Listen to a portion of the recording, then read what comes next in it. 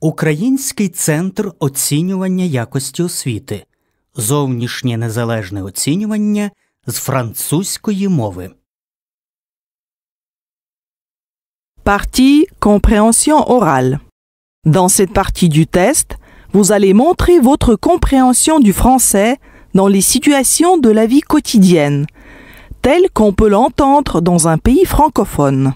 Consignes générales. Lisez attentivement les consignes écrites sur votre livret. Avant chaque document sonore, vous entendrez le signal sonore. Attention, vous allez entendre les documents de 1 à 11 une seule fois et le document 12 deux fois. Nous commençons. Lisez la question et les choix de réponse. Écoutez le document sonore. Choisissez la bonne réponse A, B, C ou D. Et cochez une case sur la feuille de réponse. Lisez la question numéro 1 et les choix de réponse.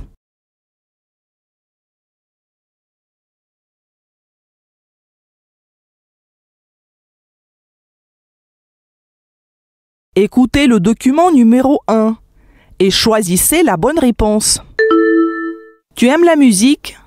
Tu aimes les chansons? Alors tu vas adorer les refrains des gamins.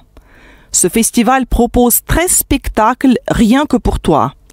Des chansons poétiques, humoristiques ou carrément loufoques. Et pour tes parents, une version adulte avec plein de rendez-vous.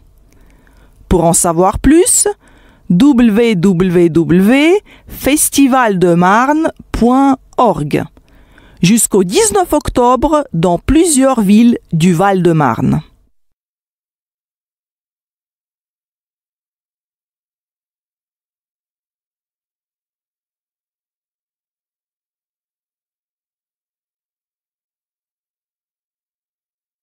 Lisez la question numéro 2 et les choix de réponse.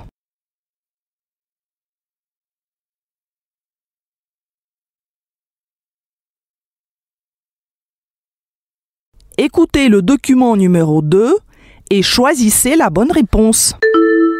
Bonjour madame, une baguette comme d'habitude? Bonjour monsieur, oui, une baguette s'il vous plaît. Voilà, autre chose? Des croissants pour le petit déjeuner? Oui, peut-être. Vous avez des croissants au chocolat? Non, il n'y a que des croissants au beurre. Vous en prenez? Non merci, ce sera tout. Au revoir.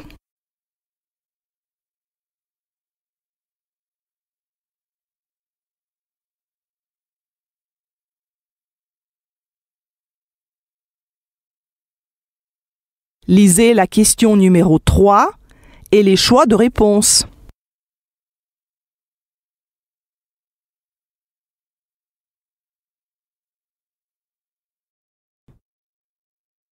Écoutez le document numéro 3 et choisissez la bonne réponse. Mesdames, Mesdemoiselles, Messieurs, suite à un incident technique grave à la station Châtelet-Les Halles, le trafic est interrompu pour une durée indéterminée sur cette ligne, ainsi que sur les lignes numéros 1, 7, 11 et 14. Nous vous invitons à utiliser des autres transports publics. Nous vous prions de bien vouloir nous excuser pour la gêne occasionnée.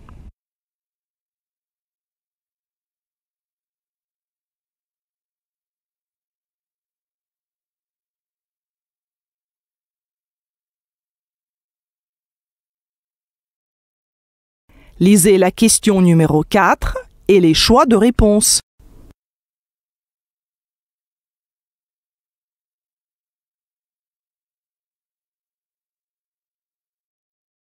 Écoutez le document numéro 4 et choisissez la bonne réponse. Bonjour, c'est Jacques Leblanc, gestionnaire de l'art de table. Votre commande est en train de se préparer. Pourtant, il faudrait venir observer et préciser quelques détails plus vite. Mais je ne peux pas vous recevoir cet après-midi comme prévu. Je vous propose donc de téléphoner ou de m'envoyer un message pour fixer un nouveau rendez-vous pour demain.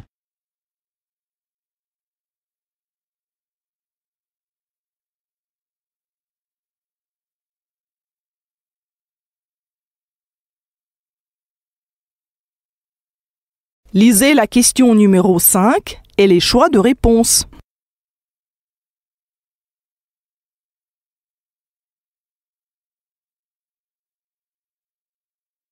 Écoutez le document numéro 5 et choisissez la bonne réponse. Cabinet du docteur Duroc, bonjour. Bonjour madame. Je voudrais prendre rendez-vous avec le docteur, s'il vous plaît. Oui, monsieur, quand voulez-vous venir? Aujourd'hui même. Voyons. Aujourd'hui, à 4h10, cela vous convient? Ce ne serait pas possible un peu plus tard. Je suis occupé à cette heure-là. Sinon, il y a deux possibilités, soit à 5h précises, soit à 7h05. Que choisissez-vous? J'aimerais à 19h05. Vous êtes monsieur? Gonzac. G-O-N-Z-A-K. Le numéro de mon dossier est GCT 12 03 024.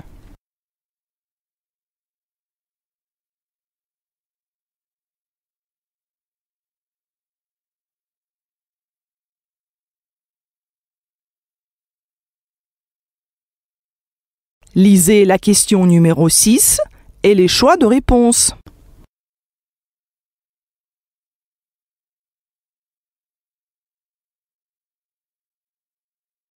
Écoutez le document numéro 6 et choisissez la bonne réponse. Bonjour Madame Blanc, enchanté de vous connaître. C'est un grand plaisir pour moi, monsieur le comte. Alors, je représente une des plus grandes compagnies opérant sur le marché Coca-Cola et on a besoin de vous pour un sondage concernant un nouveau produit qu'on voudrait y lancer. Nous voulons savoir quel impact aura celui-ci sur nos possibles consommateurs. C'est pour cela que nous vous avons contacté. On est l'une des sociétés de marketing les plus sérieuses pour les études de marché, donc on est à votre disposition. Le résultat du sondage sur 10 000 personnes interviewées doit être finalisé dans une semaine. Croyez-vous que vous puissiez réaliser ce projet?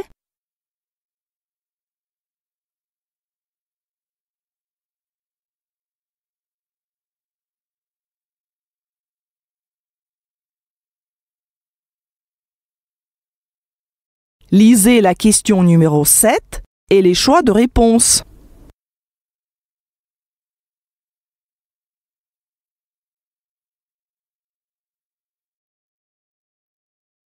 Écoutez le document numéro 7 et choisissez la bonne réponse.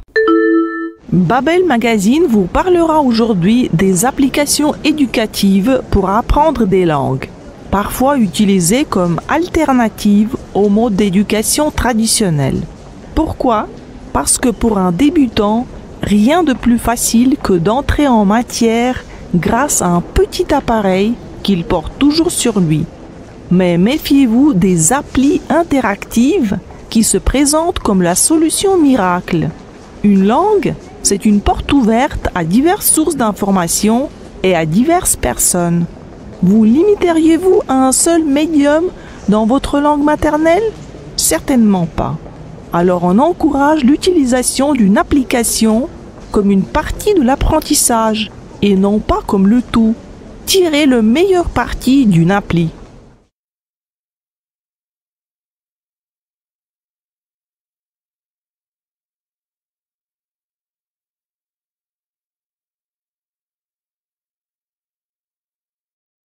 Lisez la question numéro 8 et les choix de réponse.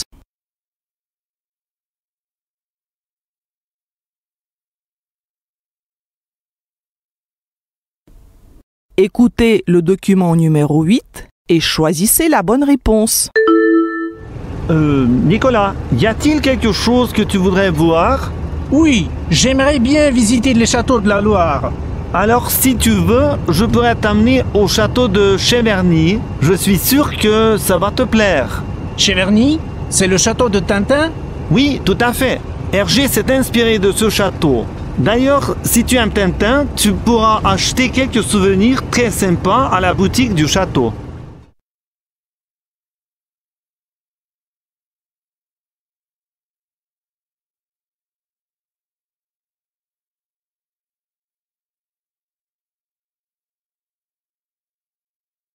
Lisez la question numéro 9 et les choix de réponse.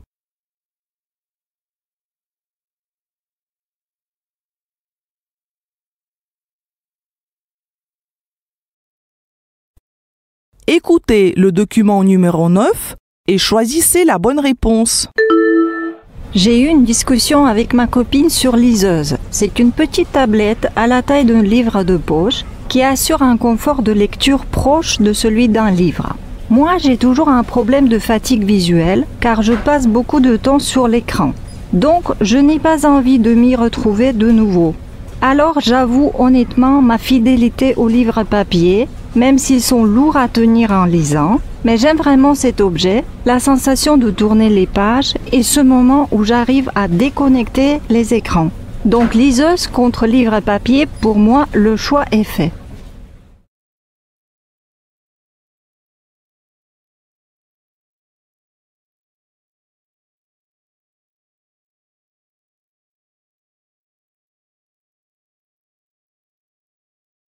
Lisez la question numéro 10 et les choix de réponse.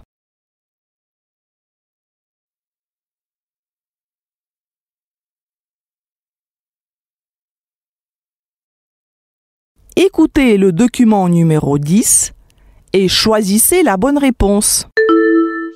Alors, tu vas faire quoi à la fin de la semaine? Bah, normalement, je dois aller faire du vélo vendredi soir avec mon frère. Et le lendemain, on passait jouer au foot. Et le soir, je devais voir ma copine. Et toi? Ah, c'est cool! Ben moi, je ne sais pas encore. Vendredi soir, peut-être avec Linda, on va en boîte. Samedi, c'est pas encore sûr, mais je vois peut-être un copain à moi. Et dimanche, rien de spécial.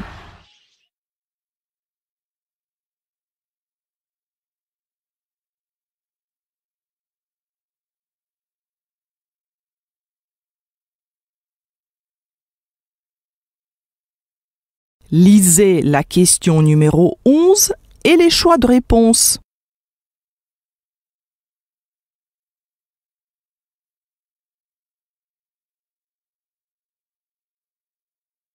Écoutez le document numéro 11 et choisissez la bonne réponse. Laetitia, l'avantage du mannequin, c'est que vous devez écouter ou on vous demande de vous asseoir. Je ne suis pas d'accord. Depuis 14 ans, j'ai appris comment placer mon visage sous un certain degré de lumière. Mais j'ai encore peur car je ne sais jamais si je serai à la hauteur de ce que photographe attend de moi. Ah oui? Oui, être actrice de cinéma, c'est bien plus simple. Parce que tout est écrit. On vous pose, on vous dit « je voudrais ça ». C'est très facile. Modèle, tu dois tout imaginer. C'est un métier très puissant. C'est s'inventer un personnage.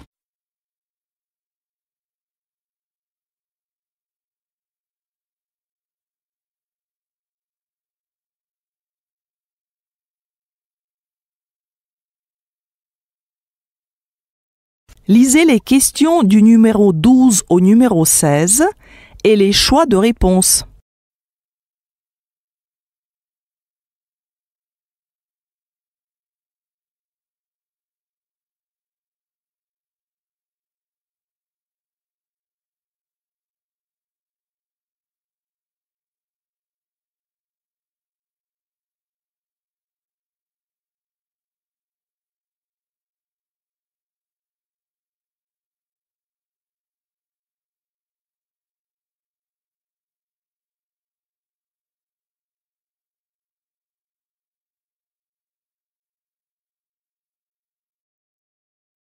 Écoutez le document numéro 12 la première fois et choisissez les bonnes réponses.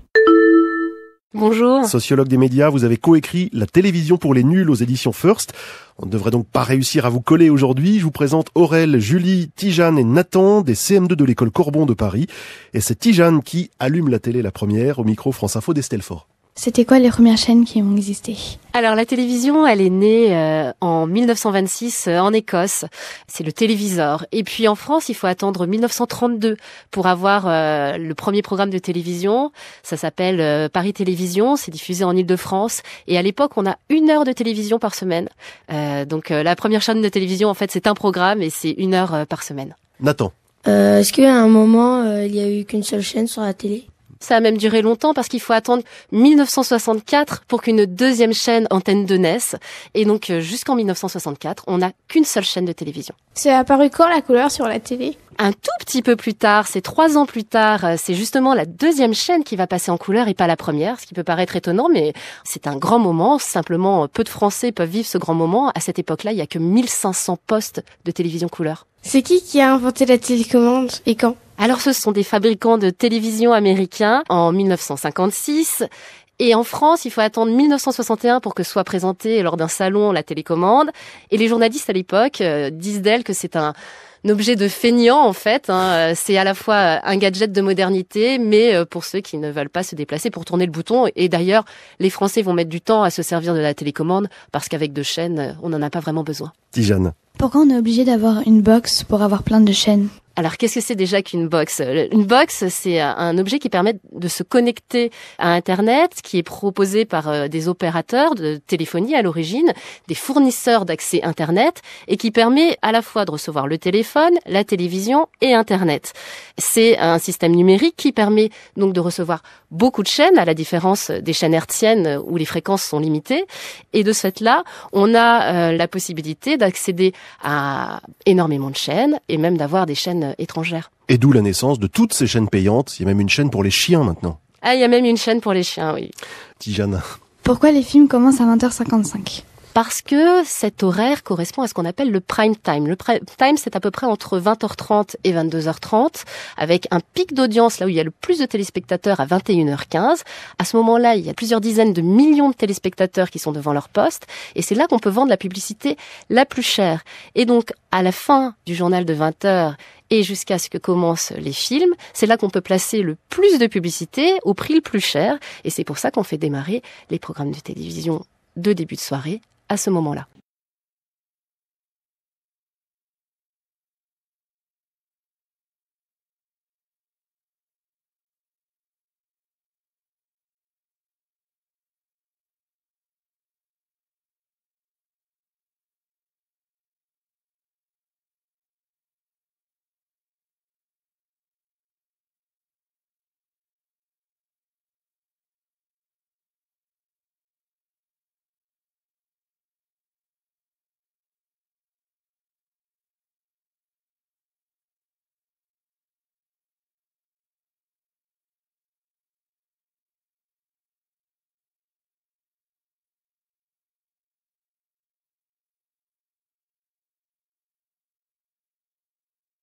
Écoutez le document numéro 12 une deuxième fois et choisissez les bonnes réponses. Bonjour. Sociologue des médias, vous avez coécrit La télévision pour les nuls aux éditions First. On ne devrait donc pas réussir à vous coller aujourd'hui. Je vous présente Aurel, Julie, Tijane et Nathan des CM2 de l'école Corbon de Paris.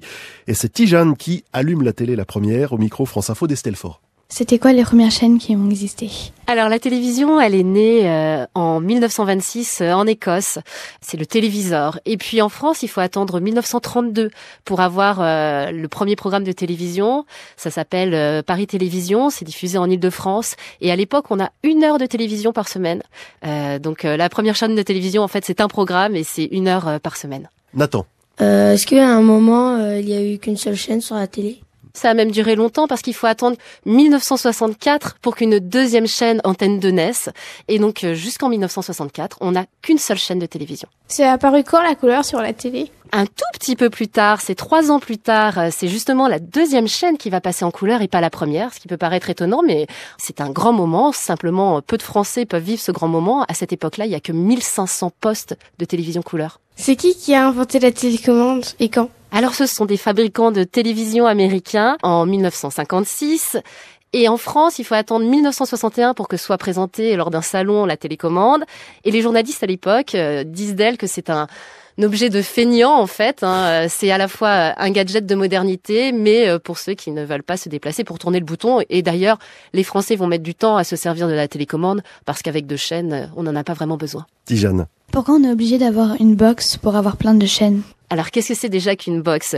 Une box, c'est un objet qui permet de se connecter à Internet, qui est proposé par des opérateurs de téléphonie à l'origine, des fournisseurs d'accès Internet, et qui permet à la fois de recevoir le téléphone, la télévision et Internet. C'est un système numérique qui permet donc de recevoir beaucoup de chaînes, à la différence des chaînes hertziennes où les fréquences sont limitées. Et de ce fait-là, on a la possibilité d'accéder à énormément de chaînes et même d'avoir des chaînes étrangères. Et d'où la naissance de toutes ces chaînes payantes. Il y a même une chaîne pour les chiens maintenant. Ah, il y a même une chaîne pour les chiens, oui. Tijane. Pourquoi les films commencent à 20h55? Parce que cet horaire correspond à ce qu'on appelle le prime time. Le prime time, c'est à peu près entre 20h30 et 22h30, avec un pic d'audience là où il y a le plus de téléspectateurs à 21h15. À ce moment-là, il y a plusieurs dizaines de millions de téléspectateurs qui sont devant leur poste, et c'est là qu'on peut vendre la publicité la plus chère. Et donc, à la fin du journal de 20h et jusqu'à ce que commencent les films, c'est là qu'on peut placer le plus de publicité au prix le plus cher, et c'est pour ça qu'on fait démarrer les programmes de télévision de début de soirée à ce moment-là.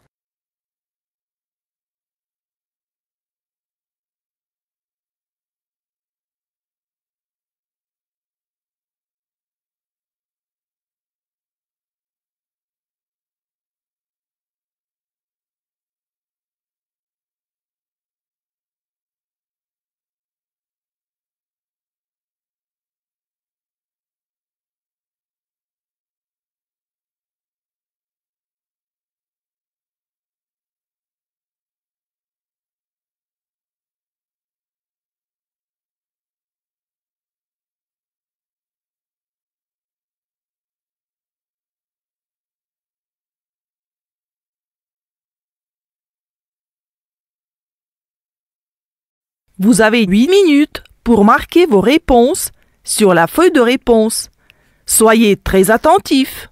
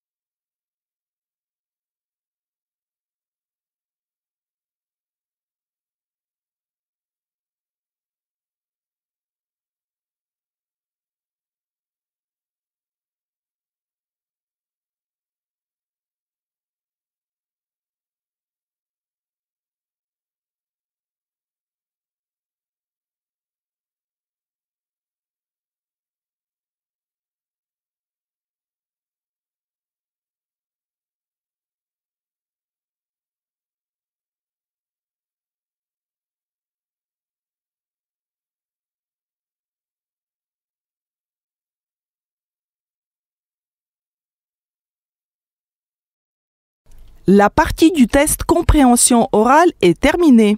Répondez maintenant aux questions de la partie suivante. Роботу над частиною розуміння мови на слух завершено. Приступайте до виконання наступної частини тесту.